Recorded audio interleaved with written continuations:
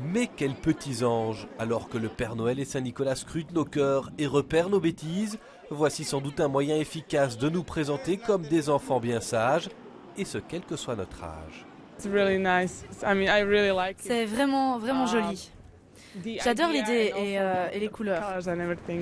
Le principe est simple et joliment efficace. Des ailes et une auréole illuminée disposées le long de la rue du Lombard, les passants n'ont qu'à se laisser prendre en photo, puis à délivrer leur verdict. Divertissant encore une fois. Faire d'une décoration comme ces lumières un divertissement à part entière. Il fallait y penser.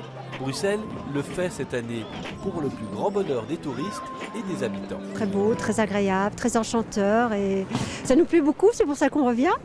Et je trouve que c'est quelque chose à voir. Il y a chaque année, il y a des choses nouvelles. Vraiment, c'est très très plaisant et on ne regrette pas notre passage. Car oui, les lumières de Bruxelles sont repensées chaque année. Au Sablon, elles nous donnent des étoiles dans les yeux, même si le ciel est couvert. Place Poulart, c'est une boule de Noël géante qui trône et qui visiblement attire le regard autant qu'elle interpelle. On se disait tiens, pourquoi est-ce qu'ils ont mis une grosse boule de Noël en plein milieu de la place Poulart, c'est assez surprenant quand même, non? Ce qu'il y a de bien, ce qu'il y a d'étonnant, c'est que les boules sont différentes de diamètre. Il y a différentes couleurs que je m'aperçois. Et qu'on se pose la question, comment est-ce qu'elles tiennent debout?